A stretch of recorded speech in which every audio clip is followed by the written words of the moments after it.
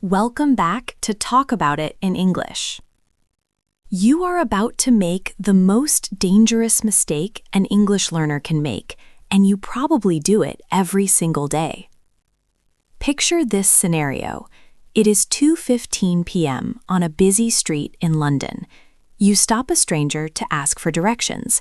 They point down the street, speaking incredibly fast about bodegas, shortcuts, and turning left at the blue sign. You are completely lost. Your heart is racing, but you just smile, nod, and say, "Okay, thanks." I did exactly this last year in Tokyo. I ended up ordering a sandwich I absolutely hate because I was too embarrassed to ask the waiter to repeat the word pickles. Today, we stop the nod of shame. You will learn the 3 brake pedal phrases to take control of any fast conversation, so you never have to pretend you understand again. That story about the pickles is funny now, but at the moment, it felt terrible. I felt like a child. The waiter was speaking perfectly normal Japanese, but my brain just froze. I knew I did not understand, but the pressure to be polite was stronger than the pressure to get the right food. That is exactly what we call the nod of shame. It is that moment where your social anxiety takes over. You feel that if you ask someone to repeat themselves, you're admitting that you are bad at English.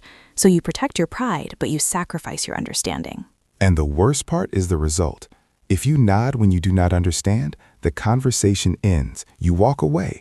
You are still lost. You still have the wrong food. You have gained nothing. Precisely. The nod of shame blocks your progress. You can't learn the word you missed if you pretend you heard it. So today we are going to dismantle this habit. We are going to give you a toolkit. Think of a conversation like a car. Right now, when a native speaker talks too fast, you feel like you are in the passenger seat of a car going 100 miles per hour without a seatbelt. That is a terrifying feeling. You just want the car to stop. Exactly. So today we are going to put you in the driver's seat. We are going to give you a brake pedal. We are going to teach you how to stop the car, how to slow it down, and how to check the map. I love that analogy. So what is the first thing we do when the car is moving too fast? You have to hit the brakes immediately. This brings us to our first tool, the stop sign. The stop sign. This sounds simple, but it is actually very hard to do emotionally. It is hard because we are taught to be polite. We are taught not to interrupt. In many cultures, interrupting is rude, but in language learning, interrupting is survival. If you wait until the end of the sentence, it is too late. The speaker has already moved on to the next topic. Right. If I am giving you directions and I say, go down the street, turn left at the bank, then go past the post office and find the big red door, and you stopped understanding at bank, then everything I said about the post office and the red door is just noise. It is wasted breath. Exactly. You need to stop me the moment you lose the thread, but you need to do it politely. You can't just shout, "Stop." That might work, but the person might run away. We want to keep them there, so we need phrases that are firm but polite. These are your stop sign phrases. The first one is very natural. "Sorry, hang on a second." Sorry, hang on a second. I like that. It's casual. It sounds like something a native speaker would say to another native speaker. Yes, it doesn't sound like a textbook. A textbook might say, "Excuse me, I beg your pardon." That is too formal for the street.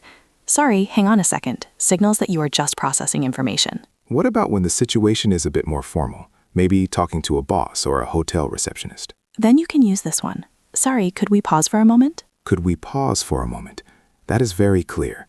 It frames the conversation as a shared activity that we are pausing together. Exactly. And the key here is the speed of your reaction. You have to say this the second you hear a word you don't know. It requires confidence. You have to value your own understanding more than you value looking perfect. That is the shift. You have to decide that understanding is more important than looking fluent. Let's practice a scenario. James, imagine you are a fast-talking New Yorker. I am the tourist. All right, I'm ready. Okay, so you want to get to the subway? Just head down 5th, bang a left at the deli, and watch out for the construction because... Sorry, hang on a second. Oh, sure. You see, I cut him off. I didn't let him finish the sentence about construction. And honestly, as the speaker, I didn't mind. It actually helped me. I realized, oh, I'm going too fast. It saved me from wasting my time explaining the construction if you were still stuck on the first turn. That is a crucial point, James. Native speakers usually want to help. They are not trying to confuse you. They just don't realize how fast they are talking. When you use the stop sign, you are actually helping them be a better communicator. So step 1 is stopping the car. Sorry, hang on a second. Now the car is stopped. The silence is there. What do we do next? Now we need to restart the car, but at a speed we can handle. This is the second tool, the speed regulator. This is where most students make a classic mistake. They stop the person and then they say, I don't understand. I don't understand is one of the most useless phrases in English conversation. That is a bold statement. Why is it useless? Because it is too vague. It gives the speaker no information about why you don't understand. Is it the vocabulary? Is it the grammar? Is it The noise. Usually, when you say, I don't understand, the native speaker will just repeat the exact same sentence, but louder. Oh, that is the worst. Go down the street. I heard you, I just didn't process it. Exactly. You don't need volume, you need speed. You need to give them a specific command. You need to tell them exactly how to fix the problem. So instead of, I don't understand, what should I say? You should say, could you say that a bit slower? Could you say that a bit slower? Direct, simple. Or, if you want to be a bit more charming and take the pressure off, you can say, my English is good, but you are very fast. I love that one. My English is good, but you are very fast. It is a compliment to them in a way. You are calling them a fast, fluent speaker. It stops you from feeling stupid. It protects your ego. It frames the problem as their speed, not your bad ears. It changes the dynamic completely. I remember I was in a taxi in Spain once, and the driver was telling me a story about politics. He was so passionate, speaking a mile a minute. I used a phrase like that. I said, I am loving this story, but you are too fast for me. He laughed, slowed down, and we had a great talk. If I had just sat there nodding, I would have missed the whole connection. That is the difference. The nod of shame kills the connection. The speed regulator saves it. Are there any other phrases for this? Maybe for when you understand the words, but not the meaning? Yes, sometimes the speed is fine, but the accent is tricky, or it is noisy. You can say, I missed that last part. Could you repeat it? I missed that last part. That implies that you understood the first part. It signals that you are competent. You just missed one detail. Exactly. It makes you sound like a capable communicator who just needs a clarification, rather than a beginner who is lost. So we've stopped the car. We've told the driver to drive slower. Now, how do we make sure we are actually going to the right destination? That brings us to the third tool. This is the ultimate safety net. It is called the verification loop. The verification loop. This sounds technical. It is a simple concept. Never just say okay or yes. Always repeat the information back to the speaker in your own words. This is scary for people. They think, if I repeat it, I'll make a grammar mistake and they will laugh. They won't laugh. They will be relieved. If you repeat the information, you are proving that you understood. And if you understood it wrong, they can fix it right there. So going back to our directions example, the New Yorker said, bang a left at the deli. If I am the learner, I shouldn't just say thanks. Right. You should say, so I need to turn left at the deli? And then the New Yorker can say, exactly. Or he might say, no, turn right. Imagine if you didn't check. You would have walked left, walked 3 blocks, and been completely lost. The verification loop takes 5 seconds, but it saves you 20 minutes of walking. The phrase, so you mean, is really useful here. Yes, that is the magic key. So you mean, followed by your summary. So you mean the meeting is on Tuesday, not Monday. So you mean I have to pay for the water separately? So you mean the bus doesn't stop here. It forces the native speaker to listen to you. It flips the roles. Suddenly, you are the one checking the information. It is very empowering. And it also buys you thinking time. While you are saying, so you mean, your brain has a few extra seconds to process what they just said. Absolutely. It slows the whole interaction down to a comfortable pace. I want to talk about the feeling of doing this, because knowing the phrases is one thing, but actually looking a stranger in the eye and saying stop is another. It is terrifying the first time, I won't lie. Your heart will beat fast, you'll think they are going to get annoyed. But in reality, what happens? In reality, 99% of people just stop and slow down. They don't get angry. People like being understood. If they are explaining something to you, they want you to get it. When you ask them to slow down, you are showing that you care about what they are saying. That is a great perspective. You are actually paying them a compliment by trying to understand them fully. If you just nod and walk away, you are actually being rude. You are wasting their time. You made them explain directions to a wall. Wow, I never thought about it like that. The nod of shame is actually disrespectful to the speaker? It is. It is dishonest. Being honest about your confusion is the most respectful thing you can do. If you are enjoying this episode and you want to build this kind of confidence for your job or your travels, make sure you subscribe to the channel. We don't just teach you vocabulary words, we teach you how to handle the pressure of real life. Every week, we break down a new situation just like this one. So click that button if you want to speak about your life, not just study grammar. Now, I want to put this into practice. We are going to do a simulation. A simulator? Like a pilot? Exactly. A pilot learns to fly in a simulator before they fly a real plane. You need to practice these brake pedal phrases before you face a stranger on the street. Okay, I am ready. How does this work? I am going to act. I will be a native speaker, and I am going to speak fast. I want you, James, and everyone listening to use the tools. Okay, listeners, get ready to speak out loud. Don't just think it, say it. Scenario 1. We are at a coffee shop. It is noisy. I am the barista. Ready? Ready. Hey, how's it going? What can I get for you today? We're out of almond milk, but we've got oat and soy if you want to substitute. Stop. That was too fast.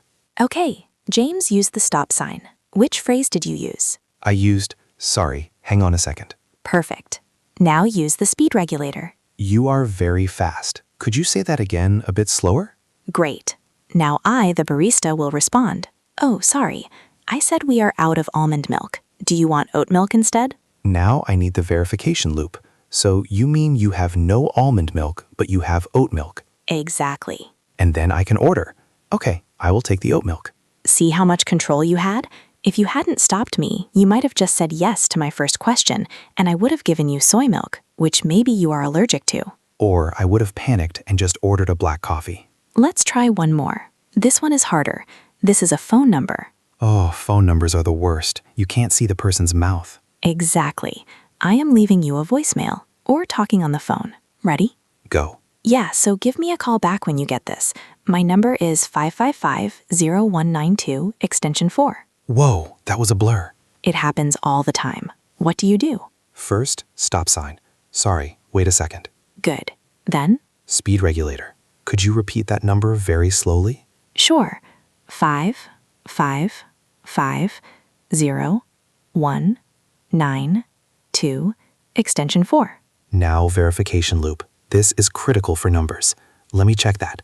555-0192, extension 4? That's it. This feels so much better than just hoping I wrote it down right. It changes your entire psychology. You go from being a victim of the conversation to being the manager of the conversation. Manager of the conversation. I like that title. You are the manager. The native speaker is just the content provider.